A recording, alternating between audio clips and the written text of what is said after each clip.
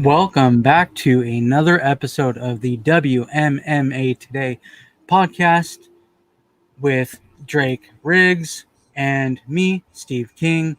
On this episode, we will be talking about the UFC 252 recap, the Contender Series week 4, week 3 recap, bunch of news, crazy news. We have Bellator 244 preview, and then a UFC Vegas 7 preview with 2 fights. All right, let's go.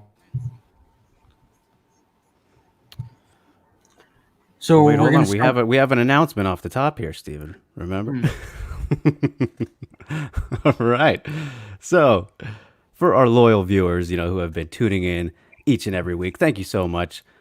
You've probably, noticed my continuous hinting at a big project, right? So, well, I'm happy to finally share that with you all. So, dropping this Sunday, August 23rd, it will be the biggest, most in-depth feature story that I've ever done.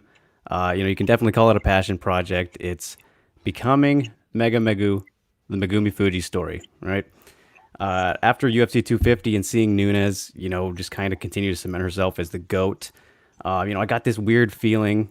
It was like, yeah, I do agree that she's the GOAT, obviously. It's hard not to at this point. But her continued success, it just felt like it distanced, memories and boosted potential ignorance about those who came before her, if that makes sense. So, I decided to do something that from my searching had yet to be done. So I caught up with Fuji in June to begin chronicling her iconic career in life, putting together something that had yet to be done for her that I truly hope helps teach those who don't know about her importance and, about her as best as they possibly can, while sharing some new, neat little insights that those that do already know of her don't know, because there's plenty of those. So I talked to her as well as several others around her and in the MMA world to put this thing together. I'll let you see who those are for yourself once it drops on Sunday.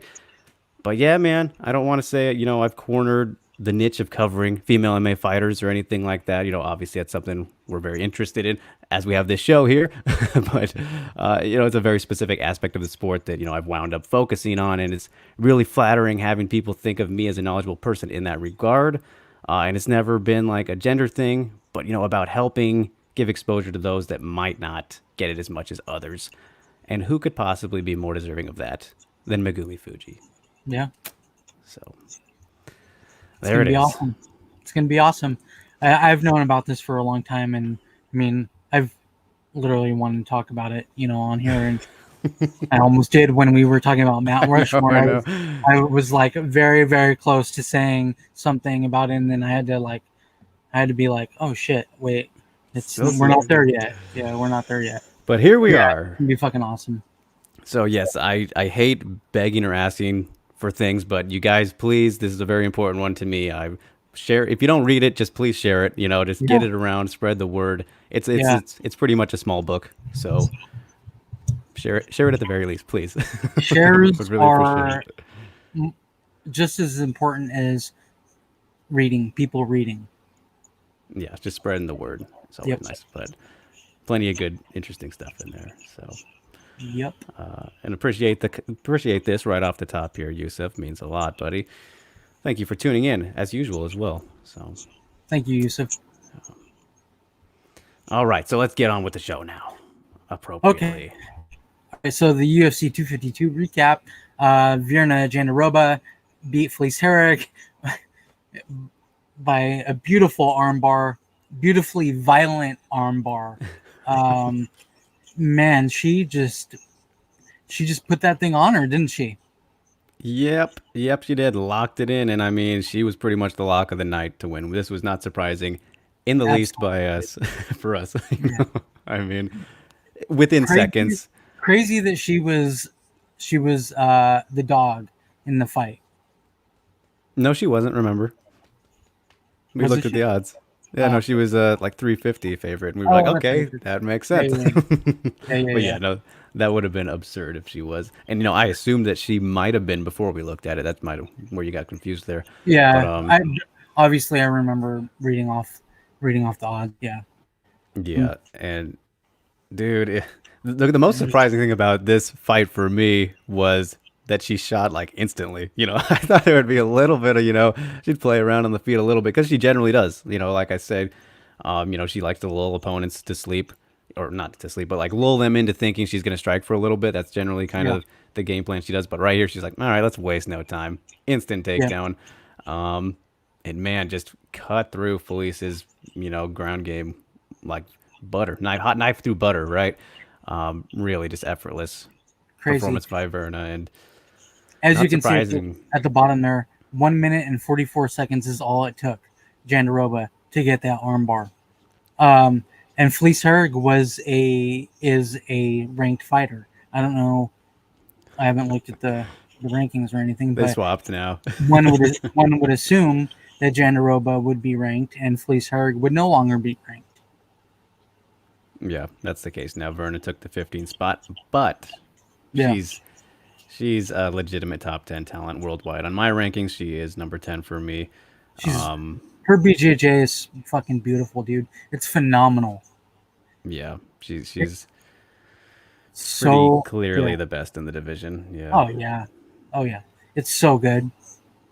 So, yeah, man, that was exactly what she needed. Like in terms of getting her name out there more. Like obviously this, Yeah. it's really, if you know about her already, like we did, this win isn't. It's not really that big of a win, right? I mean, Felice coming off a 2-fight losing streak, been out for what it was like 2 years or whatever. Just it's the name value and added exposure, and how impressive she looked in doing it because more people obviously know who Felice Herrig is than Virna Yeah. Jandiroba at the For sure. moment. Right. So that's the biggest thing for the people who don't know about her. So like for me, it's like, yeah, this is what we knew was going to happen. So it doesn't. I don't think I moved her up any spots because it's like, yeah, that's what was supposed to happen. She was already there in the first place. But now, even in the eyes of the UFC, like they're like, okay, damn, that was a great win. Obviously, she got a performance of the night bonus, which is fantastic to see. Well deserved, obviously. Oh yeah. So now you would hope that they give her a top 10, which she deserves. I don't exactly know who that might be. I'd have to look at their rankings, but She definitely deserves a top 10. yeah. I mean, if she's ranked number 15 right now, she deserves a top 10 ranked fighter. Yeah. I mean, she is one herself, truly. If we're going to go by the truth and her talent and everything, people say could even be as high as 5, a top 5 talent, which, I won't hear me arguing with that either. That's how good her BJJ is. I mean, 2 years ago, I was saying, I think it was when she won the Invicta title, I was like, all right, I mean, we're seeing it. She is well on her way. It was only a matter of time before she got here. Yeah. And we are creeping up that ladder, is Jandiroba. So you love to see it, man. She's so awesome to watch her ground game. And she's a very funny personality as well. So inside the top 10, there's Yan Xiaonan, Booked. Marina Rodriguez, Okay. Michelle Watterson, Carla Esparza, and then you start getting into like the top 5. So that leaves Marina's the only one available at the moment, Right. which I guess is fine. That's whatever. But yeah, we will see. But either way, she didn't really take any damage. She could fight rather soon. Yeah. Which would be cool. I mean, how does Amanda Hebus fight? That would be a very interesting stylistic fight, I think. I would like to see Jandiroba against somebody higher ranked. Not Amanda Hebus. Not Amanda Hebus. Yusuf throws out Amanda Hebus as well. I mean, that's a really interesting one. Honestly, that's a really fun fight. That's a big risk for Hebus, though. For like the UFC to do that. Yeah, it's a massive risk for the for the UFC to give that fight to Hebus. I mean, that she's the next one that they want to throw out there, And Jandiroba can easily derail that hype train. Yeah. Yeah, I could see. I feel like we could be more headed towards something like Hibas versus Torres, but I mean, it like depends on how much they kind of want to aim putting her up there. I think it would be. I would probably do Hibas versus Marina rather than Jandiroba versus Marina, Yeah, just because like I don't. I mean, I don't know. I feel like obviously I feel like that Jandiroba is more proven than Hibas at this point. I mean, just much more experience overall in any martial arts as is. Um, but and also it's like give Marina a break from some grapplers. if you give her Jandiroba next, you're like, God damn, she just fought Carla Esparza. It's like yeah. I mean, all of her tough fights have been in that area. Like, I mean, sure, of course she needs to work on that part of it, and she did look better in the Carla one, like we said, but obviously wasn't enough. It's a yeah, testament to Carla's ability, but like it's you're not helping. You're doing her any favors by setting her up with Jandiroba in that case. And Marina versus Hibas would be really fun on the feet. Obviously, I think Hibas has a slight advantage in the grappling there too, anyways. But I think she'd be more willing to trade for a little bit. So I like that one. But for Jandiroba, I don't know. I think that we'd probably wait for the loser of the loser of Jiaonan and Gadella. I mean, what that fight is? That fight should be next month, I think, if I'm remembering correctly. yeah, And or the winner. Like it depends on how you want to. If you want to really fast track Jandiroba here, which I don't think I wouldn't have a problem with it. It just depends on what they kind of want to do and how they're gonna sort out the title picture because Carla's there. If assume she gets the title shot, then that leaves the winner of Jiaonan and Gadella waiting a little bit. So there's just so many options to straw away with everybody. That's really the problem. Is like there's too many too many paths to go down. and then plus they have Tatiana Suarez, who's out Yes. ranked. Nina Anstroff, who's ranked. She's clearly out for quite a while. They are from at one through four is really good, depending on when Suarez comes back. If she comes back, when she comes back, hopefully she comes back because she's a beast. Obviously, Nina Ansaroff will not be fighting anytime soon. Claudia Gadelia is fighting. Who's she fighting? Jiaonan. Down on. How Yep. dare you? Esparza is in just waiting now at this point. So as far as Jandiroba fighting somebody, I would think maybe if they're going top 15 or top 10, it would be Marina Rodriguez and This Amanda, isn't gonna happen. This isn't gonna Amanda happen. Ribas and Michelle Watterson. Yeah, yeah. Waterson's got to worry about Angela Hill though first. Yeah. This isn't gonna happen. But give me Joanna versus Jandiroba. Fuck it. Let's do it. Let's get crazy. I mean, it would be fun, but Tough fight for each I of don't them. think that Joanna would even take that. She'd No. probably be like, "Who's this bitch?" Yeah, exactly. I mean, maybe if it was Hebus, she would be like, "All right, I'm gonna fucking whoop this little girl's ass," because that's how Joanna is, Yeah. But she probably doesn't even know who Jandiroba is, I mean, she knows who she is, but she doesn't. She probably doesn't look at her as competition. Yeah, not yet. So, I mean, who knows what exactly even she's thinking about anyway. So, Yeah. yeah. But and Hopefully also, hopefully she's not waiting for a rematch because it doesn't sound like they're giving it to her. yeah, exactly. They would have booked that shit already. Yeah, that they would. But yeah. Before we move on from Virna here, shout out to her for also giving us the retweet on the show. So Yeah. 'cause it is we're titled the Virna Jandiroba show this episode because it was definitely the Virna Jandiroba show. Unless if it was Cheyenne Bias. yes, that's well, I already made the video before that, so Yeah. before Tuesday. But we will get to her. But first, we got to finish Oh, up that here with girl. I can't wait to 252. talk about that girl. Cannot wait. Okay, so strawweight fight between Olivia Souza and Ashley Yoder. Um, yeah, it was a pretty much a one way fight. This was so it kind of, I don't want to say it played out how I thought it would, but like, I mean, it kind of did because we talked about yeah, it, and it's basically what we said. I mean, we saw Olivia just pretty much dominating, and that's what she did. Yoder didn't look terrible though. that's the Yoder effect, right? Is that she's able to Right.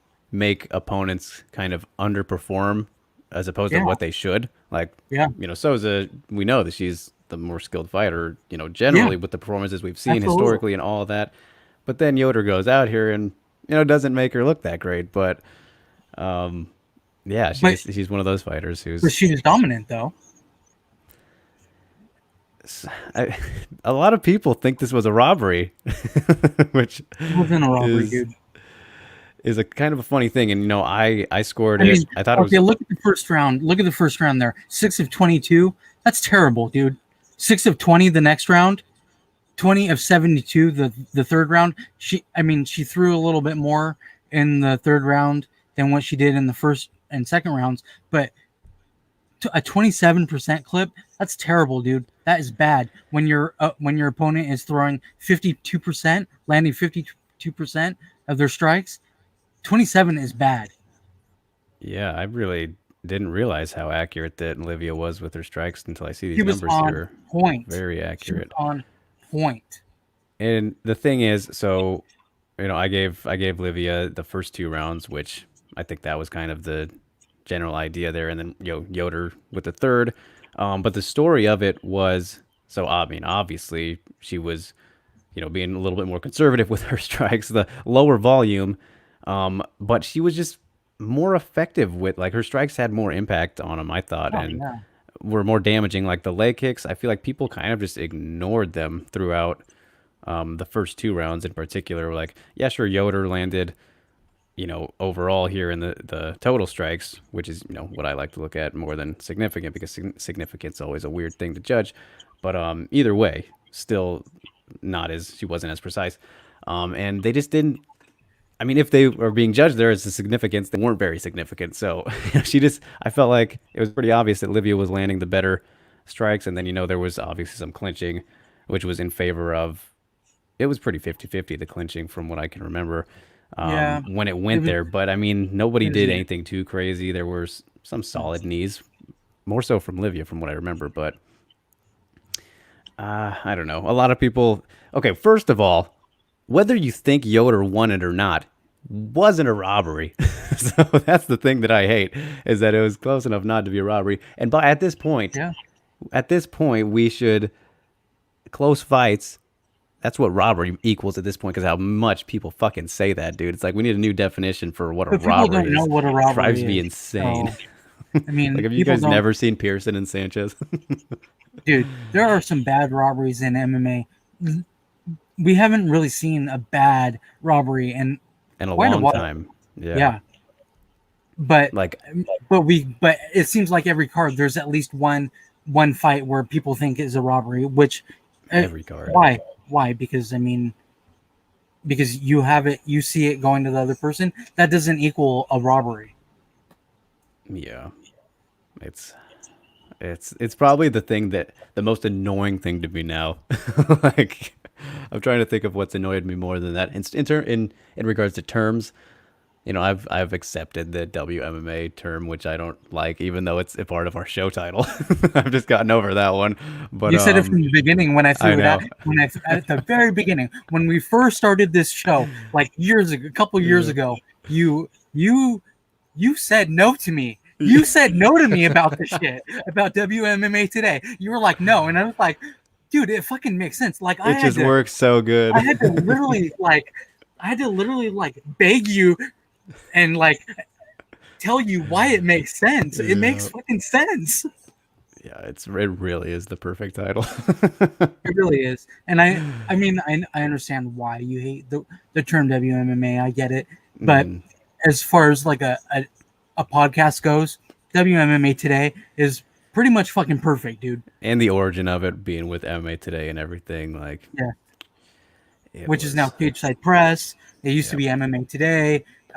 They switched over to Cage Side Press. So we just kept on running with the WMMA Hmm. Today because it Yep. makes fucking sense. Got that trademark. So yeah, the robbery claims are super annoying to me nowadays. And Yeah. Dave here is going, yes, great logo, sir. Yes, I wonder whoever made that, fantastic. But yeah, he's annoyed by Cejudo more in terms of people. We're not talking about people, Dave. A lot of Yeah, people we're not don't talking about are people. annoyed by But I mean, Cejudo. Cejudo is pretty fucking annoying. Dude, I think I he's want him to hilarious fight, just because though. I I get want it. him to fight. I want him to shut up. But I want him to fight. He's phenomenal. But yeah. So an underwhelming performance from Olivia, but a win. A win's a win. So Yeah, yeah. agree. Now So, we can okay, get on so go to to the comments, and we have. Um, I kind of thought Yoder won that, but that was a weird fight. So maybe I'm wrong. I, yeah, I mean, it was a weird fight, man. Like you said, it was a weird fight. It really was a weird fight. But if you watched last week when Drake and I were breaking that fight down, that's what we said about Ashley Yoder. She makes good fighters look not so dominant and great. Um, she's just that fighter that makes people look just kind of average, and that's what she did in this fight. yeah, because I mean we've seen how good that Olivia really can be and everything. So Yeah. it's just some fighters have that ability. It's kind of like I compared it to the Betch effect, which is maybe not the same, but it's similar. So, Oh man, I feel my pulse. I'm getting fired up right now just with that name. heating up. All right, let's get on to it. Okay, so the Dana White's Contender Series Season 4, Week 3 recap. There was only one fight, but it was a hell of a fucking great fight. It was exciting. Cheyenne Baez beat Hillary Rose by unanimous decision. 30-27's all. Welcome head kick audio. Just in Steve, time. did I miss the Baez segment? No, we're talking about Cheyenne Baez right fucking now. Okay, so she was dominant as fuck. Man, I love her fire, dude. I love that fire that she has. She told Hillary Rose, who took her shots like great. She was awesome Very herself. tough. So yes, incredibly tough. She told her, "Get the fuck up. Let's go. Let's fucking go." And then when she ended up winning, obviously she went around. She told Dana White. Um, she went around. She told Dana White, "Look at the follow me on Instagram." He gave her his phone. Like he followed her. Baze is amazing. Um, she's fucking only 25 years old. Her she's a badass. Yeah, no, I mean that was a really, really good performance for her, and worth the contract. I would say. I mean, I missed the first round, like I told you off air here, but it sounded like it was pretty similar to how the rest of the fight was from what I saw the second and third round. Fighters, I've always kind of said this, especially when it comes to strawweight and earlier on, and we've seen it more develop over time. But fighters who have like the obvious killer instinct is such like a big deal when you're kind of lighter, and you see the way that she kind of had that and just poured it on, She trying to get does. the finish. I mean, she doesn't have a lot of finishes on her resume, but I mean, when you're aggressive, yeah, I mean, she has one as a professional, but that's a very tough kind of person to handle when not everybody has that same kind of ferocity to them like she showed. and that gangsterness, if that's a word you want to use to think, hey, get the fuck up, and then, oh, sorry, I guess we're on ESPN. I can't say that. But Yeah, it's pretty cool because she's this like little firecracker who turns into a piece of dynamite, and she just like, oh man, her her striking abilities are pretty fucking great, dude. Like, she's fun to watch. I mean, I've seen her prior. Her her fight in LFA was really good. Um, Hillary Rose uh, is a really good opponent. She might deserve to be called back to either the Contender Series or be brought in to the UFC just on like a short notice fight or something like that, because she's down. She is down for a fight. She's only 27 as well. Baze is 25. Hillary Rose is only 27. yeah, it was just kind of a rough matchup for her, I think. Oh yeah, I mean, So tough one. it is what it is. Incredibly tough. Yeah. But yeah, man, Cheyenne Bays buys, however we're saying it, um, yeah, it looked very good. Obviously, 5-1 now. Her only loss is to Helen Peralta, and that was her second fight. No slouch is No, Peralta either, who she's doing her thing in bare knuckle and undefeated in bare knuckle, about to fight she's fighting Christina this weekend. Pereira. Yeah, yeah. So, man, it makes me This miss Friday. Peralta a little bit. She's a very tough out as well. Yeah, Um, she's a beast. so yeah, man, future looks good for Basil. Will be interesting to And see who they match her. she is out of Fortis MMA. That gym is doing great fucking things.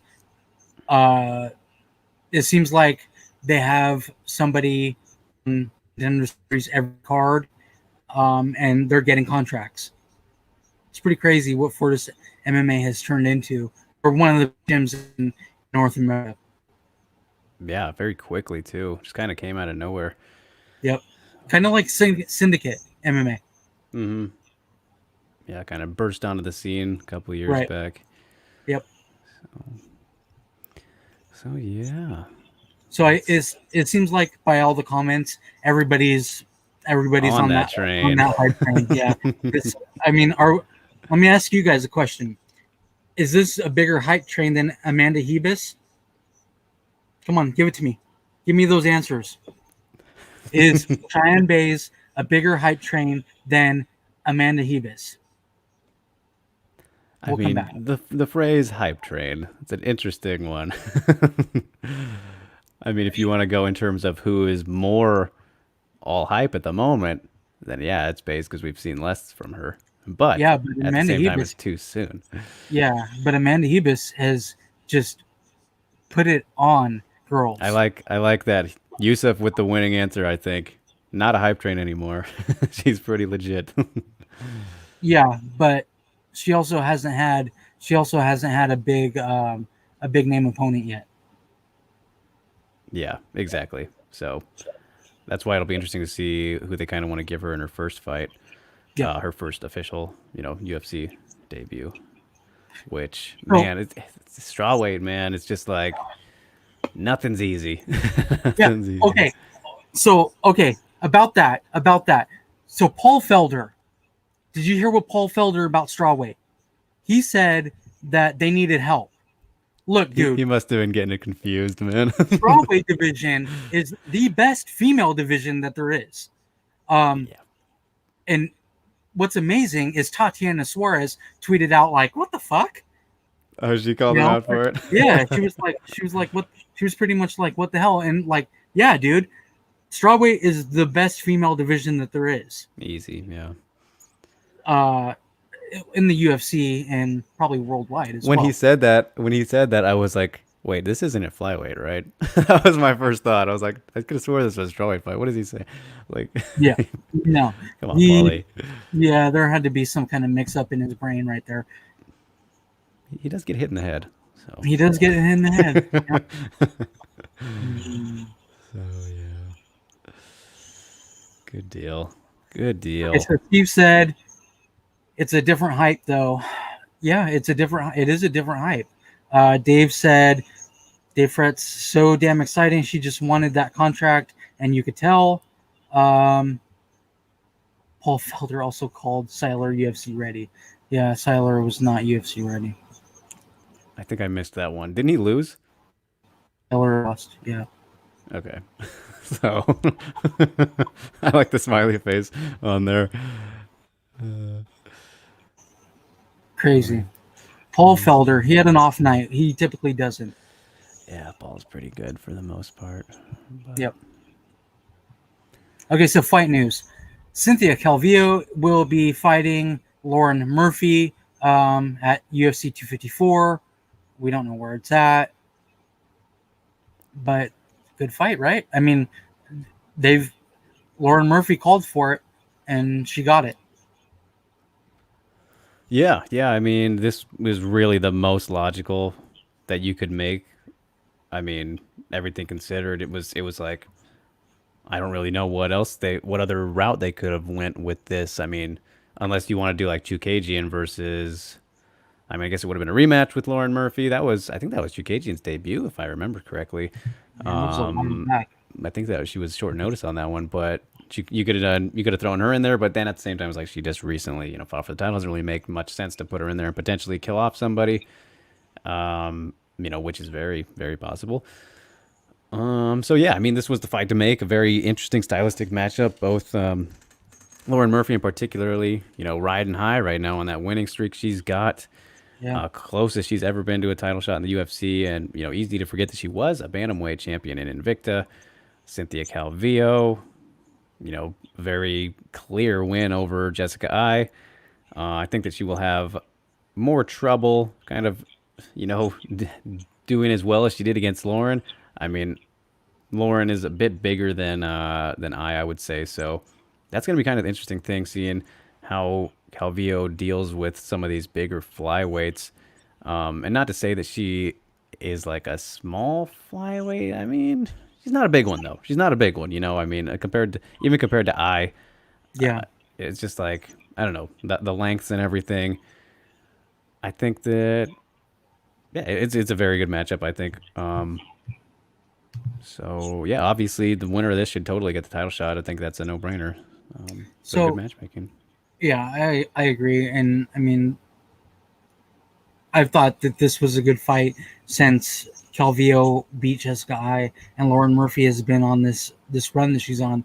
I thought it was a good match. I thought it was one that they should make, and they made it. It makes sense. Calvillo is ranked number 2, and Lauren Murphy is ranked number 4. The number 3 fighter is Jennifer Maia is getting the title shot. So it makes sense. Other than Chukagian, who is still ranked number 1, the fight makes sense. But as far as size goes, Lauren Murphy is yoked. She is a big, she's a strong girl. I was always kind of surprised that she was gonna try and go to flyweight, like when she initially moved down for the Ultimate Fighter. I was like, right, because she's like so big, yeah, she's like she's country strong, and but she lifts. You can tell obviously she lifts weights and stuff like that. But she's very much country strong, and great fight. I like this fight. It's a fun matchup. Both girls wanted it too, so I mean it made complete sense. Yep, definitely. It's just like no, it was a no-brainer. So Yeah, good to see. for sure. And then we got a curveball of a good one here. Oh boy. Yeah, so Ariane Lipsky is taking on Antonina Shevchenko at UFC 255. That's in November on the 21st. Oh man, when I saw that that fight was made, I got really excited because of Antonina's Muay Thai. She's fantastic Muay Thai. She's lengthy. She'll press Lipsky against the cage, but Lipsky, her last fight, the Violence Queen came back. So it'll be really interesting to see if she can keep this momentum going against a really tough opponent in Antonina Shevchenko. Yeah, man. And, when I saw this, I was like, holy violence, Batman. Yeah, this is this has all the makings of absolutely. some vintage Lipsky to come out here. And I don't think that she will be afraid to go at it with Antonina. This is Yeah, just what we want. If anything, we would see, Lipsky being the one to engage in the grappling. And I bring that up because like you look at the JoJo fight, which we were all so excited for and thought it was going to be fucking awesome, which it should have been if JoJo wanted to play on the feet, but that would have been a dumb move by JoJo. Obviously, she took it down and was able to win pretty easily there. So yes. that was sad, sad to see from a good fight standpoint. With this one, Antonina doesn't do no grappling. Come on, what are you talking about? So I think that yeah, they'll throw down for a little bit. Depending on how good Antonina does, it will obviously lead to Lipsky potentially taking it to the ground, and why not when she's pulling off ridiculous knee bars, bending legs backwards. So yeah, it's I don't know if it's exactly the matchup I would have made next, but I'm really not too mad at it because I think that they're close enough for me to be fine with this, and stylistically, it's super fun and exciting to think about. Um, yeah, man, it's just it's a good one. It's a good one, and we got it at 255 here, so a little November. bit of Yeah. a ways out. So if Lipsky beats Antonina, she'll obviously be ranked because Antonina is ranked number 13 right now. Um, Lipsky, I have that like that's backwards. I think I think that's what the UFC wants is Lipsky to be ranked. Um, Even if Lipsky doesn't win, I think they probably rank her Why? unless unless she gets finished. I just think the UFC wants her ranked. She's Yeah. marketable. Yeah, I mean, and I think the big thing about this is, or about the potential for this fight is that she's got her confidence back. Like we obviously like we've been saying, since every time we talked about Lipsky up until this last fight really, and then kind of the one before that, but it was like we weren't seeing that KSW champion that we came to Yeah, know and love. The true violence queen. And even in the last fight, we didn't see the one we're used to seeing because she's usually you know mini cyborg in people. That's what we right. saw in KSW before potential submissions or anything. But in that one, it was just straight up got a submission, which was its own variation of violence. So yeah, I think that was exactly what we needed to get back on track to see. Maybe not the same Lipsky from old, but a new and improved one that is more willing to go wherever she needs to and create violence. If if that Yeah, makes sense. I mean, my early prediction is that Lipsky wins this fight, unless if Shevchenko is able to get her in the clinch and kind of have her way with her in the clinch. Um, The thing also is you think about everybody that Antonina has fought, with the exception of Caitlin Chukagian, which yeah, even I'd have to do the check on that. But you look at all of Antonina's opponents in the UFC so far, and I'm pretty sure she's had like the length on all of them. She's had the reach and height advantages because she's oh, very she's tall and a lanky. lanky Yeah, flyweight, yeah, and so is Lipsky, like perfectly made for flyweight. Um, I'm very curious to see what the actual stats are in it, but I think it should be pretty close, which makes it a whole lot more interesting where somebody doesn't have to fight, you know, from with a disadvantage and have to really come in and risk going in the clinch with Shevchenko as much as maybe they might not have to with somebody else. But I think we'll see some in the pocket action for sure. And I saw that Yusuf did ask this last week, so sorry for not getting to it, buddy. But he asked about Antonina being the second best striker in the division. So yeah. the thing about that question is, let's see. I mean, we've talked about how good of a striker that she is, and the better pure Um, striker than yeah, Valentina from a technical standpoint. And career-wise, I mean, a very phenomenal Muay Thai Yeah. kickboxer and all that stuff. If you think about worldwide and in the UFC, I mean, probably. I mean, she probably is. I mean, Yeah. I right? mean, yeah, you It's can. just that her ground game is so limited. Yeah, It's just that's the so only thing. limited. That's the only thing that kind of puts a damper on her, you know, being really hyped for her because her striking is when she's on point, and it's beautiful. Um, but once she gets taken to the ground, she has a lot of trouble. Yeah, because I mean, like, I would probably say I'm thinking, worldwide, so like Bellator too. I mean, Juliana Velasquez is pretty fucking badass, man. She's pretty nasty on the feet, and Yeah, but I don't know about saying yeah, she's better than somebody with the experience of Antonina, I don't and think then so. like Chukagian, I would probably say is in that mix too. But then we saw that Antonina was actually getting the edging her out. I wouldn't say like totally getting the better of her in the stand up when they did fight, because Chukagian obviously dominated her on the ground in that one. But yeah, those are kind of the four that come to mind. Obviously, the Shevchenko sisters, and then Juliana Velasquez, Chukagian, but Antonina. I mean, just credentially, it's like, yeah, of course. You could argue she's number one credentially. I mean, Yeah, I mean you could.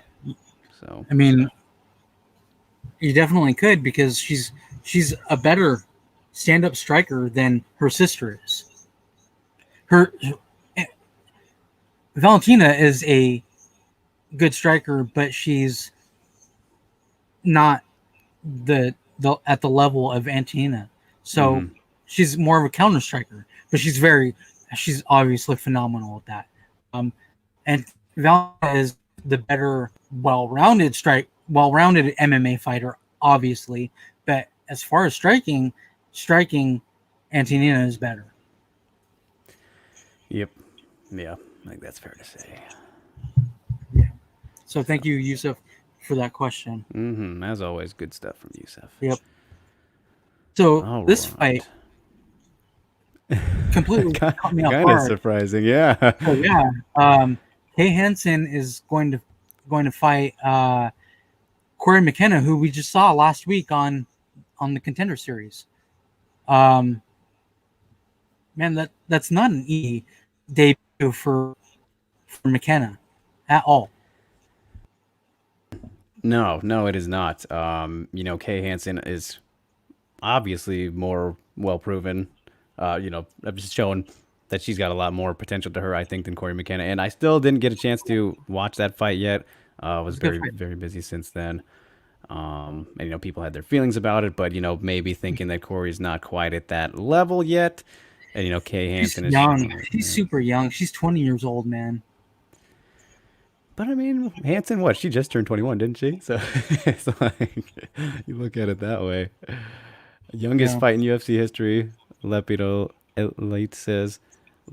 Um, it might be. It really might be. Yeah. But yeah, Stamina Ranky, welcome. I think Stamina would actually probably know that because he's incredibly knowledgeable. Is this the youngest fight in UFC history? I don't know. um, yeah, man, it's gonna be. I mean, the weird thing is like, before I didn't think that Kay was ready for the UFC before that Jin Yu Frey fight, and even then we saw that still she's not. It was like, yeah, she won in the way that she was supposed to beat Jin if she was gonna beat Jin, and she did beat Jin that way. So it's like, all right, yeah, but I still want to see a little bit more. So this is like kind of putting her back to that level where it's like, all right, this could totally be an Invicta fight. Yeah, But here now, getting in the UFC, so it's like, but we've been seeing Invicta fights make it to the UFC. yes, Um, this is basically an Invicta fight in the UFC. McKenna is very green, incredibly green at this point. Um, Kay Hansen is just she's gonna maul this girl. It's a tough fight, man. Tough first fight. I think it's For Kay Hansen, I think it's fine in terms Well, of yeah. matchmaking because Oh, yeah. because I'm happy that they're not throwing her like too far because that was a fear we had. Like, okay, she just beat Jin Yu Fry, one of the greatest atom weights ever. A champion. My former champion. Yeah. Didn't look terrible in the fight. Just she got out grappled in the certain areas that wherever Kay took it to her strengths, but was doing fine on the feet. Looked great on the feet. But yeah, a win over somebody like that, and you're like, oh shit, are they gonna get a little crazy here with Kay Hansen now? See that okay, obviously somebody that we can build up has potential, obviously, but they're not doing that. So that part makes me happy. Yeah. But for Corey McKenna, it's a big opportunity for her to be like, all right, no, I'm the one. Yeah. I'm the young one who should be Yeah. watching. She could. I mean, she did very well against Demopoulos. Um, she earned her contract, so I didn't really have her beating Demopoulos, but she definitely got her contract, and I mean, this is a good fight for both, I guess. I mean, pretty win as far as what we've seen from both of them so far in their very young MMA careers. So it's not a terrible matchmaking fight.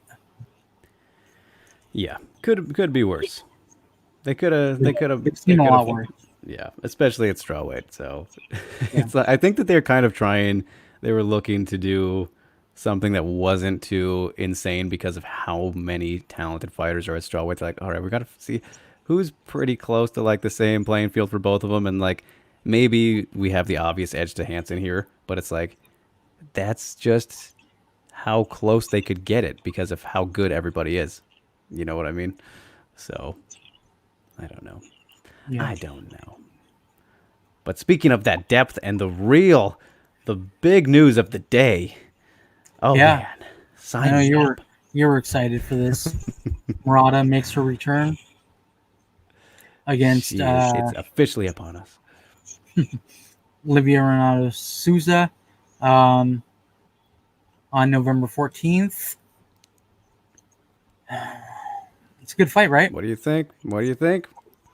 Yeah, I mean, I like the fight. Oh man, I think it's tough for Olivia though. It's a tough fight for Yeah. Olivia. Yeah, not doing her any favors after looking, like we said off the top of the show, not her best Just performance, decent. obviously, Yeah, but just still. decent against Yoder. Yeah, and then Kanako coming in here for the debut. We got the battle of former champions here in Invicta. And man, yeah, it's the most interesting thing about it is though that like, all right, we know Kanako instantly one of the best wrestlers in the division. What? Let's say we got Carla, Tatiana off the top of the head, obviously, and then Kanako's right in that mix, right there with the top three, right? I mean, that's how good she is. So you think that she'll want to take it there, and we haven't really seen, the threats of Livia's ground game in the UFC yet. Like even in that last fight, not really any of that action happening to the same degree that we have seen it in the past. So if Kanako wants to impose her general game plan of, dominating on the ground, she's Yeah, going to be playing with fire a little bit, and then on the feet, that's where it's interesting too because her striking is coming along, but yeah. we know Olivia, where her strengths lie. you have to say that Olivia's the better striker, and Kaneko needs to take it to the ground in order to win, and which she'll eventually do. Yeah, and they're both like in stature, they're pretty small straw weights, but like I feel like Yeah, the strength advantage is going to be pretty in Kanako's favor. Like I was kind of surprised to see how Livia was pretty small compared to Yoder. Like I never really noticed how she isn't that Yoder, big of a straw weight. yoked, yoked Yoder. Yoked She looked, Yoder. she looked, she looked great. uh, but yeah, I mean, it's a very interesting matchup considering Kanako having to is going to have to work around some jujitsu that's probably the most dangerous that she's faced. If I'm unless I'm forgetting somebody, but no, I think that's it's probably pretty fair to say. So man, I'm excited for it. I'm just so happy that she's in the UFC now.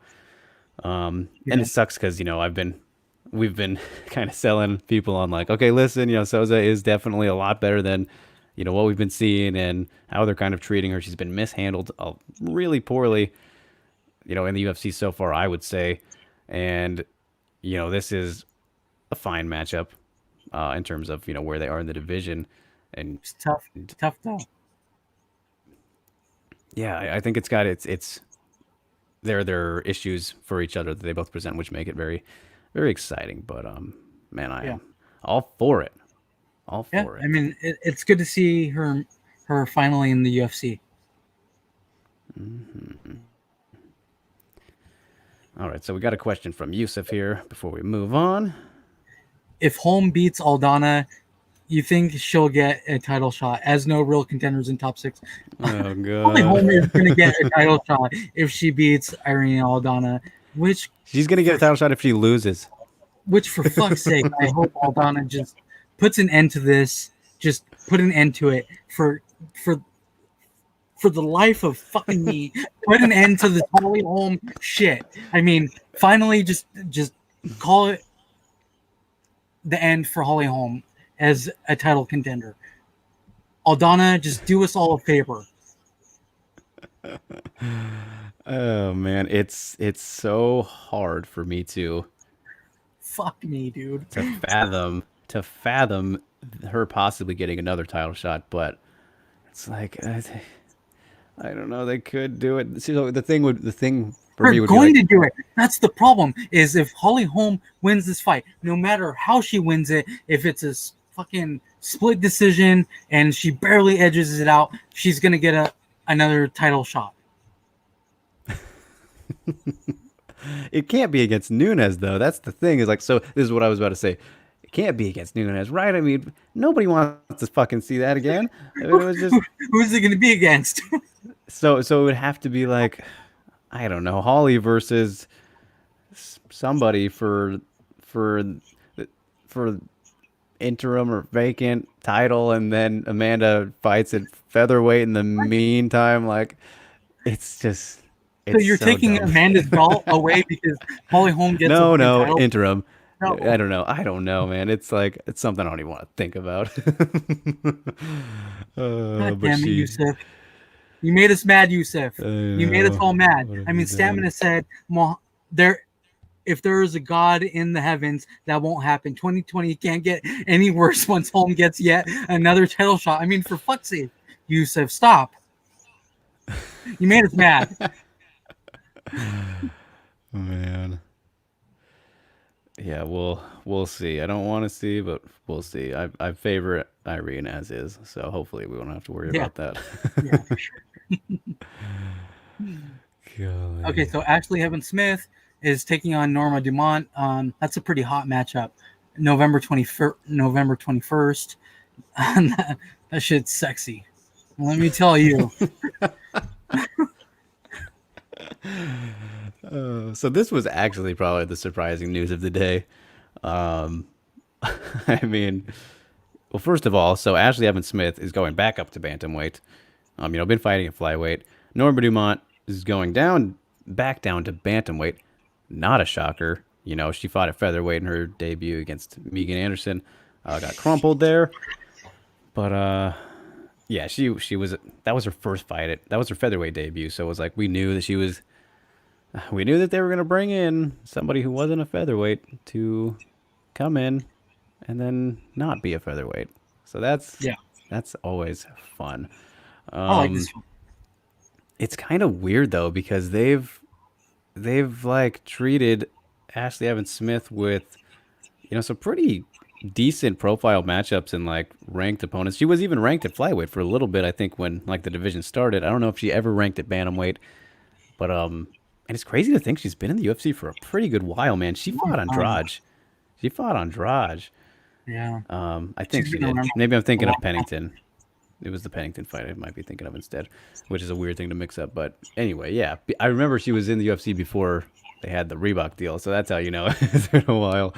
Um, this is a hard one to kind of, you know, think of at the moment, like how they'll match up because from Norma we haven't seen too much, and what we do Yeah. know of her, from about her is like yeah, her ground game is probably her specialty. But Ashley Evans Smith is very well rounded, very tough. I think that she's obviously the favorite going into this, but Norma Dumont could surprise us all and become some fresh blood at bantamweight. So Very fresh. it's it's yeah, it's fine matchmaking, I guess, especially because Ashley's going back up, which is interesting in its own right. So Yeah. so yeah. It's a sexy fight. I like it. Okay, so Kat Zingano has a an opponent, Gabby Holloway, at Bellator 245. She's going to make her Bellator debut. How about that? Finally getting Cat. And Yeah, dude, this is actually very interesting, okay? Because like the Gabinator, she hasn't fought since 2017 when but she she's actually, really good. ground and pounded Alexis Yeah, Dufresne. And I yeah. mean, the thing about Gabby is she's like a big featherweight, dude. Like Cat, I don't know. It's gonna be interesting to see if she, how the grappling exchanges go here. Just because Gabby's so big, like she might have fought at lightweight before. Let me see if her record shows it here. But like, she could have been in like the PFL tournament. She's definitely a legitimate featherweight. She's fought at welterweight before, so I knew that she had fought at higher weights than that. But has been at bantamweight before. I don't know. She's just a very big frame on her. So it'll be interesting to see how she looks coming back after that layoff. And Kat Zingano, so it feels weird to say that. Well, I guess not, because she generally doesn't fight too often and throughout her career. But hasn't fought since 2018. Obviously, it was the end of 2018 when she got poked with a toe poke, of course, the infamous toe poke. But 2018 was the only year, the only year where she's fought more than once since 2010.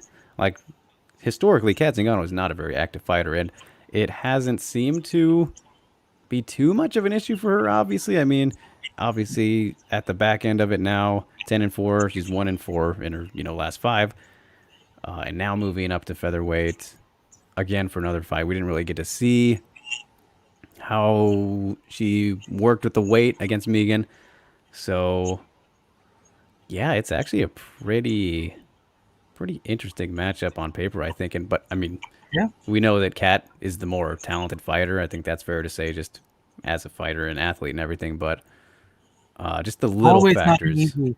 Yeah, Holloway's not an easy fight for Kat Zingano though. Yeah, But it's going to be weird because they haven't fought in so long.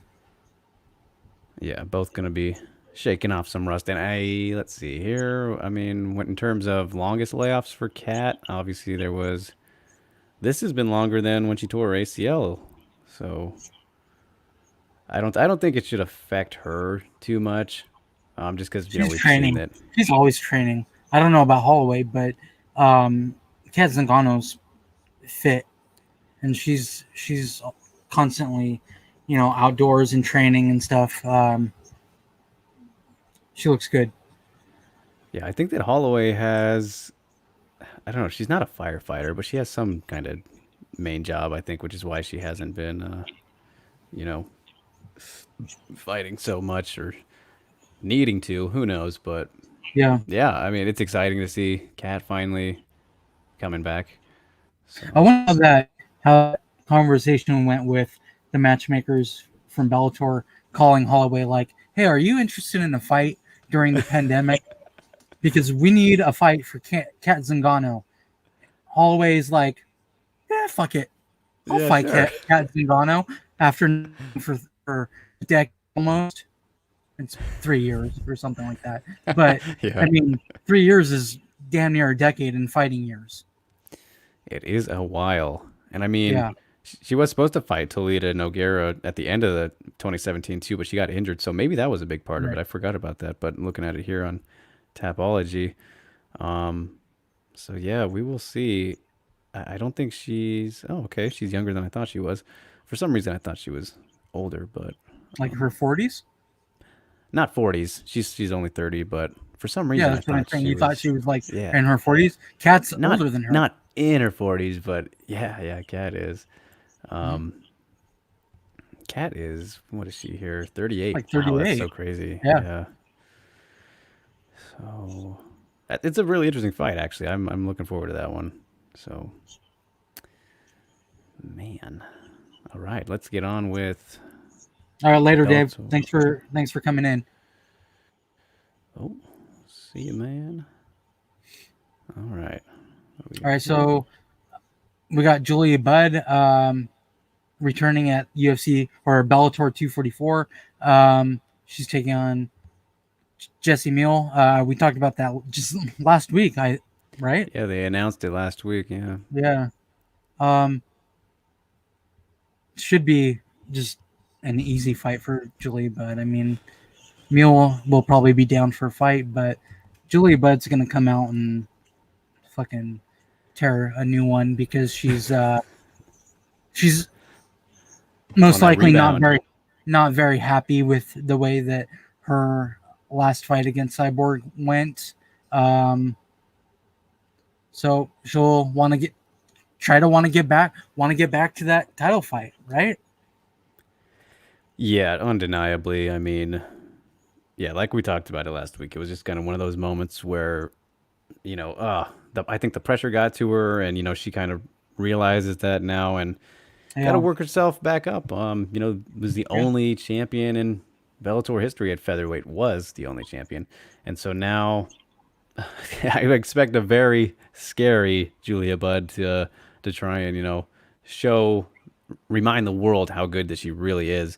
And Jesse obviously surprised people with that upset win against Toledo, but it wasn't anything crazy. I mean, it was good. It was a good upset, of course, but just I think the levels here are a little different, and everything considered, like it's a big moment for Jesse to pull off another upset, which it would be a big one. I wonder what the odds are for this one, if you could find those possibly, but I don't know, man. It's just like Julia Budd, Cyborg, and Nunes, the clear top featherweights in the world. The three, well, Cyborg and Bud, the two greatest featherweights of all time. I mean, I guess you could say Nunes is in there, but she hasn't had big long featherweight she careers like those two. literally only had one fight. Yeah. So I mean, it's like those are the top two, and for a reason. So I think that Julia Budd is going to she's going to smash. I'm gonna say just wherever she wants. She's just bigger, more powerful. Should be able to control Jesse wherever. I don't know how Jesse wins this unless she can pull off a submission and like not a Hail Mary, but catch her in something. I don't know, man. And sure, she could surprise us, but Yeah, this is like the worst time to fight Julia Budd, I think. yeah. So I'm gonna say I'm gonna say first round TKO. Again, how did this conversation go? Like, hey, Jesse, do you want to fight Julia Budd after she just got her ass beat by Chris Cyborg? Jesse's like, sure, I guess. I mean, pay me the right amount of money and I'll take any fight. Fucking Julia Budd, dude. That's a tough fight. Just an incredibly tough fight. And like you Yeah, said, smash. Julia Budd by smish. smash. By But some of kind of course, it's smash. like if you're Jesse, of course you take the fight. Of I course, mean, what why an wouldn't you? opportunity. Yeah, Yeah. Massive massive. opportunity. Like Yeah. she wins, she's gonna be the next title challenger. Crazy. Could you imagine her fighting Chris Cyborg? Yeah, yeah. The thing is too, you got to think since Blanco is kind of, it seems like she's stuck at the moment. Jesse could skip her if she wins, which would be like, damn, Would be hilarious. that would be Oh something man. to see. It ain't gonna happen though. That's not gonna happen. Yeah, yeah. I'd love to see the odds on that. I'll have to look them up after. Yeah. And we got another interesting one from Yusuf here, which Stamina is chimed in on as well. And he didn't Prime Rush specify versus Prime Shevchenko. which Shevchenko, but we I'm can do assuming both. that it's Valentina, right? I mean, Yeah, she's the Valentina. champion. Valentina would absolutely fucking wreck her, dude. Just to put it bluntly. I mean, you got to think about what Holly did. I mean, Valentina would it would be probably more swift and quick. It's just 'cause if you want to compare those two. And then as for Antonina, I think that Rousey would probably be able to beat Antonina just because survive some of those shots. Antonina doesn't hit as hard, I don't think, as Valentina. And, Rousey just needs to get a hold of her, and then she's throwing her to the ground and submitting her. We've seen her against strikers before. Obviously, not strikers that good. Chill out, chill out. But it's that hole in the grappling that Antonina has. But yeah, Valentina would absolutely have a field day there. So Yep. I know you don't like that answer. Yeah, Rousey's boxing and striking game was complete shit. And it showed in her later fights once she fought really good strikers like Holly Holm, like Amanda Nunes. It just, if she fought Valentina Shevchenko, she would be finished. Unfortunately, it hurts me to say that because I like Ronda Rousey. I'm a fan of Ronda Rousey, but man, it's just really hard to say that she would beat Valentina Shevchenko. I just don't see that ever happening.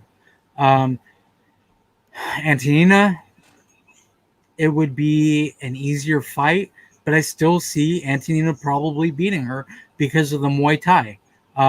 She would, if she was able to get it to the ground, obviously,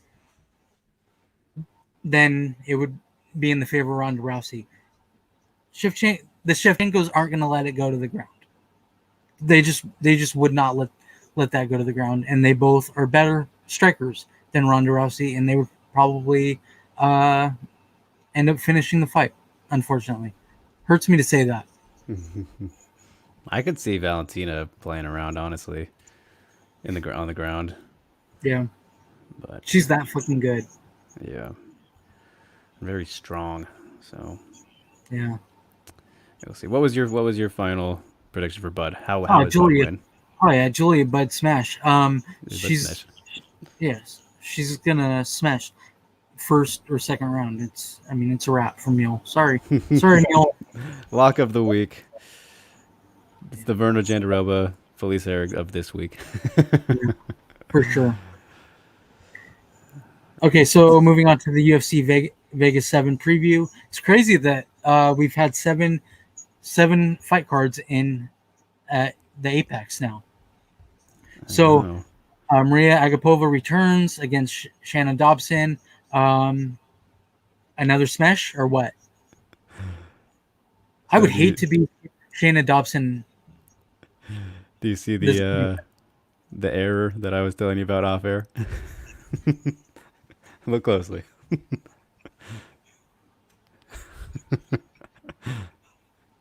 I don't see an error. Maria Agapova's 1-0 since when? Oh, That's hilarious. yeah. Oh, that was really funny. But UFC needs help. they need some help on this front. Maria Smash. I mean, probably, man. She is just. I was talking about killer instincts earlier. You want to talk about somebody with one of the best killer instincts in fucking maybe the sport overall? Maria Agapova is a goddamn fucking savage, dude. So, Savage. that's exactly How is Dobson even in the UFC still? Look at her record, 3-5. That is fucking terrible. Yeah, it's a Is it very because she takes fights against whoever and whenever, and it doesn't even fucking matter? That has to be it. Yeah, I guess so. I mean, yeah, and especially after getting knocked out in her last fight, which was like 50 seconds when Priscilla Cachoeira knocked her out. That was Dude, it's crazy. surprising. Is she really? Crazy, dude. Lepidolite says Agapova's Yeah, a 1200. I mean, it's ridiculous. that's that's fitting. That is no love to Dobson at all. It's funny That is, because she's got to get cut after this if she loses, right? yeah, Like, how are you 3-6 and in the UFC? You know? that's the funny thing too is like that's why the call out was funny that Maria called her out like after her last fight. It's like Wait, what? Is she even still around? Like, oh, okay, sure. Here you go. Why not? you didn't you didn't get hurt too bad in that last one either. Anyway, so Wild. Wild. yeah. I mean, Shanna, she her like her boxing is all right at times, and I actually thought that she would be able to be a little more capable coming off of Tough and everything, but it just has not really worked out since then, and this is gonna be yeah. I mean, Maria's just it is what it is, right? It's like she's just better. She's just better. She hits Yeah. harder. She's more technical, but she's got that aggressive nature. She can She's submit you. hella She beats aggressive. you up and then submits you. I mean, she don't play, man. Yeah, she's really fucking aggressive. She's fun to Yes, watch. very much so. So yeah, just kind of gonna be building her highlight reel, I assume, and it should be another vintage performance. But I would also assume that Shannon realizes kind of that this is absolute make or break, and getting called out, kind of feeling like she was disrespected, which she totally should, um, and Like, not who's wanting to this be a bitch? stepping stone. Yeah, Yeah. she could come in better than ever, which she needs to, and hang in there. But it's just the proof is kind of in the pudding so far from what we've seen from both of them. Agapova has all that making to be a contender in the future. So yeah, I think she'll do what she does again.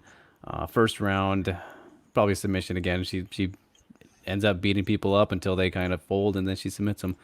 So I'll go with the same round, Yeah. first round submission. Yeah. It's going to be a tough, however long this fight takes for Dobson.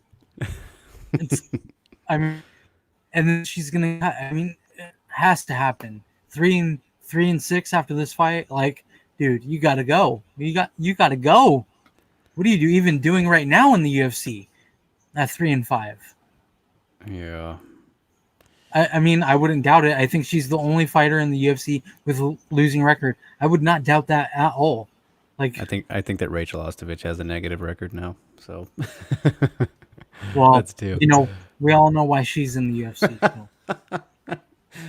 You son of a bitch. Yeah, I think those are probably the only two at the moment. Gosh, even Ostovich would have been the better fight to make though. Which She didn't call her out. She should have called her out. She should have been like, Probably Rachel forgot Ostovich, about her. let's fucking go. Probably forgot. Ha! Wordplay. Love it. The scissors. Yeah, she's done. Done. She is 3-5 there. 3-5. 3-5. Dobson.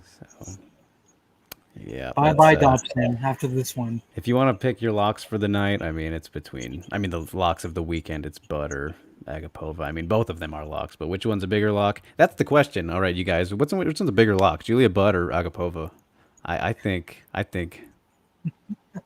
would probably I go think Agapova. Bud. I'd go Bud, honestly. I'd probably go Agapova.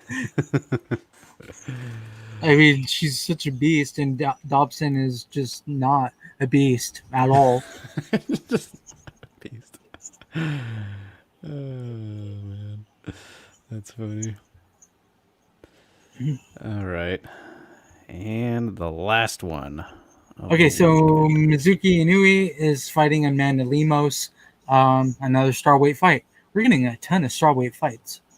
Hell yeah, can't go wrong. Mizuki's 1-0 too. When did this happen? I did not realize that. Wild. I didn't look at it yet. Funny. She is not 1-0 for you guys if you were unaware. Wild. So The UFC's ridiculous with their. Drake and I were talking off before we came on live. The UFC, their editing department, the graphic design department, their writing department for their written interviews suck ass. They need to hire people who know what the fuck they're doing and will edit themselves and will look a couple of different times. I don't know if you guys saw my tweets over the weekend. Felice Herrig versus Felice Herrig. they put up on the television, Felice Herrig versus Felice Herrig. Like, you cannot make these kind of mistakes. The UFC is the biggest MMA promotion in the world. You cannot make these goddamn mistakes. Cannot. You stupid motherfuckers. Hashtag Steve Rant of the Week. It's true, though. It is very true. I don't often disagree with the Steve Rants. How can I? So, here we are, though. Mizuki and Lemos. I am excited to see Mizuki back because she has looked very good since, going to Serra Longo, which was about a year and a half ago now, maybe. After she lost to Jandiroba in the title fight, she went over to New York and looked very good there. Made her UFC debut, what was it, late last year, I think, and that was at flyweight, actually. So she didn't put on as good of a show as she did against Viviane Pereira in her final Invicta fight, and I think that was probably a size thing. And what it was against, I'm blanking, I don't have it up here, but it might against Jian Kim. It was, or somebody from China, I think. I get the two mixed up. I don't remember which one. Help me out, you guys, if you remember. But yeah. So, and that's another fighter who is, kind of got the Yoder effect a little bit, where they can make it look a little bit more competitive than it should have been, or be more competitive than it should have been. But Mizuki is still, I think she just turned 26, like today or yesterday. Her birthday was very recently. I think it might have been yesterday. 26, but she's like, I want to say 17-5. I should have totally pulled the record up here before going on, but yeah, man, she's a very young. She's 1-0, right? My bad. She's still a young veteran of sorts, I would say. Has a lot of experience for how young she is, and I think she's been fighting since she was 16 years old, actually, which is kind of crazy. Yeah. So, yeah, man, she's only looking better and better, which isn't surprising. Going back down to strawweight here, we'll see how she can, look against somebody like Lemos, who is also a very capable prospect. I mean, man, it's just fights like this. You're like, damn, strawweight, just so good. Why is strawweight so good? Such a great division. Yeah, definitely. And as a whole, in all of mixed martial arts, not just in the UFC, but in all of mixed martial arts, it's a really good division. Yeah, the UFC's done a really good job, though, of snatching up everybody, which is pretty rare to see. So, yeah. As for this matchup, I think that Mizuki's going to be the cleaner of the strikers. She is good on the ground. She mixes her takedowns in nicely off of the ends of her combinations, but I don't know if she'll want to mess around on the ground here with Lemos. Not that she isn't, capable of getting submissions and handling herself on the ground as well. She is, but it's kind of been her weakest spot. I don't want to say it's like the weak spot, but we've seen her out grappled by Jandiroba. Grasso a little bit. I mean, she had much more success against Grasso in the grappling, and that was a while ago. That fight was a good while ago now, but and I mean, Grasso's not exactly the ground. Yeah, doesn't have exactly the ground game. I mean, she's known for her striking. Yeah. So for her boxing. Yeah, but Lemos, very good jiu-jitsu. I think she's probably going to be the more powerful striker, but in terms of technique, Mizuki just has been looking on point lately. Yeah. And then when it comes into the clinch, I think she's pretty strong there in comparison, but I think it could be a pretty 50-50 battle. This is a pretty good matchup, especially to see, if Mizuki's ready to, take a pretty big leap kind of at strawweight. We've seen in Invicta, she's obviously gotten her title shots and whatnot, those big fights, but never really been able to capitalize on them. So this is a good test, I think, to see if she's ready to move into that even deeper water of strawweight, which is, man, it's just so deep. It's like we can say it all show long, but yeah, her going back down to strawweight, I think she'll look even better than last time out. It's hard for me to go against her. I'm going to say unanimous decision, though, for Mizuki. I don't think there'll be a finish. And if there is a finish, though, I think it would be a Lemos submission. So if it's to happen for Lemos, I think that's how. But I think Mizuki should be able to edge out most of wherever the fight goes. I mean, for a decision. I think I agree mostly with that, but I do think that Lemos wins this fight somehow. She's she's really good. I mean, really kind of been high on her for a long time. So, and she hasn't really like showed. She hasn't really showed her potential Yep, up yep. until I mean, not yet at all, really. So I think maybe this will be the fight where she's actually able to show out what she can do. Inui is not an easy fight though. I think it will be a fun fight though, for sure. So Yeah, for I think Lemos probably gets a decision win. it's gonna be a good one, man. It's pretty good matchmaking to see, because a win for both sets them up pretty good for going forward and telling Yeah, us more about them. yeah, Because yeah, Mizuki doesn't usually get beat by anybody who you some people that she doesn't get beat by people that surprise you. Is that I don't know if that makes sense, but like losing to Jandiroba, like okay, it's Jandiroba. Grasso at the time. Grasso was kind of her trajectory was moving along a lot faster and higher at the time. And also you look at Limos here, who she started out. I think the reason that we haven't kind of got to see that potential is yeah she was set up for not she didn't have the best chance to flourish right off the bat. She took on Leslie Smith in her debut. I think that was short notice, and Leslie Smith just put it on her because yeah, Leslie was on her streak right there. yep, And then yeah, Lemos was able to knock off Granger in December with that submission, which was a really big win, and that kind of showed you like, oh damn, okay, Granger is no joke either, which just goes to show the continued depth that the division has. yeah. So I It's mean, crazy how good this division is. I mean, yeah, you can see Lemos or Inui becoming a star in this division, but it's going to take them so long to get there because of how good the top is already. yeah, seriously. Even the bottom half of the top 15 is really There's fucking just good. there's just too there's so many people like here like Stamina says get UFC are everybody going out to there. put every card to get through all the rostered fighters and shuffle the deck. So many options. I mean, for real, like it's crazy, dude. How good this division. That's it. Blew my mind when Paul Felder was like, "It needs help." Like, no, what the fuck? That had to be like some kind of brain aneurysm in that in that very moment. Like something happened inside of his brain Yeah, when he said yeah, it's that's definitely a goof on Felder, but that. Yeah. Who's usually really fucking good. So I mean, he's able to make some mistakes every now and then. yeah, give him a pass on that one just because he's rather consistent. Yeah, So he's not Dominic Cruz. hey, now what does that mean?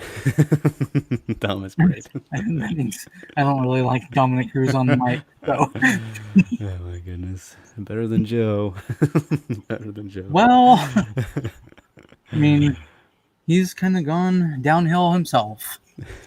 That Joe Rogan guy A little bit. and his conspiracy theories and his bias. Whew. All that, all the Roganisms. But yeah, so let's see. We're both in agreement on Bellator, then Agapova, the locks, of course, and then the closest fight we're split on, which Yeah, that's I mean, fine. you can literally see it going to either fighter. I'm I wouldn't be surprised if Inui wins at all. I'm taking Lemos, but I wouldn't be surprised if Inui wins. Yeah, I mean, just like I said about who she's actually lost to, I ended up pulling her record up here, but like Jandiroba in her last fight, which was I mean not her last fight, but her last loss 2 years ago, and then the Grasso one, who that one's more of like similarities to this one, where it's kind of it feels weird to say that Mizuki is still a prospect, but she is having had a 10-year career at this point. But Grasso, then Right. before that was Carolina, Emi Tomomatsu, who is a legit atom weight, and then she lost to Ayaka in her third professional fight, which is like fed to the wolves a little bit. But Ayaka at the time, I guess, was younger there. But all names that you're like, all right, that's not surprising that they beat that you Yeah. have losses to them. Those no shame in those at all. So yeah, I mean, yeah, a win would be big for either of them, and won't be surprised no matter who wins. But I just like what I've been seeing from Mizuki a lot in her recent changes to her camp and everything. Understandable. So I get it. but yeah. Definitely get that. So yeah. So Stamina said, if 150 needs help, Bays ain't it. I like that Tatiana semi-checked Felder on that, though. Yeah, I mean, I talked about that earlier. She totally checked him, and it was pretty great. I mean, she was like, what the fuck? I mean, yeah. I wish Something I could see happened. that. Something happened there with Felder. Don't know what it was. He must have been thinking of another division. Yeah. You would assume. So yeah. That's the show. Yep. So thank you to Stamina MC, Yusuf, Head Kick Audio, Dave Fretz. Did we get Steve? Missing one. Yeah, I got Steve. Steve. Missing one. Lepido Light. Lepidolite. That's the one. Lepidolite 2009. Thank you all for hanging out, chiming in. You guys are what makes the show even better than what it already is. Got anything coming up, Steve? Yeah, I just started another YouTube channel. It's called MMA. It's called MMA Degenerate Show. It's where I did the UFC 245 fight companion, or 245 252 fight companion, and then I've put out 2 videos since then, about 10 minutes, 12 minutes or so, where I'm basically talking about the news that breaks. You know, yesterday I talked about John Jones, Daniel Cormier, and then today I talked about Korean Zombie and Ortega, Black Beast and Curtis Blades, Carlos Condit returns, Anderson Silva returns. I talked not in length, but quick clips, 10 minutes, 10, 12 minutes, 15 minutes or so per each video. That's MMA Degenerates Show on YouTube. Steve, you're with the go do a rewatch. And then yes, as for me, if you guys missed it off the top of the show, I announced that on Sunday we'll be revealing my big story feature on Megumi Fuji finally coming out, becoming Mega Megu, the Megumi Fuji story. Yep. Really a big important project that I worked on, a passion project, I would say. Please check it out, or at least share it. I hate begging for stuff, but for this one, really big deal. One of the goats, one of the most underappreciated, unrecognized. Well, I don't know about unrecognized, but kind of under the radar, forgotten legacies out there. So big deal. Yes. So check that out on Sunday. Follow me if you don't, and I'll be posting it all over the place. Yep. Can't wait for that. I mean, I've known about it for a long time, but I can't wait to actually finally read a book written by Drake Riggs. Appreciate it, brother. Mm-hmm. All right. Until next time, everybody. Thank you so much. Until next week. Thanks for coming through, chatting with us. Peace. Peace.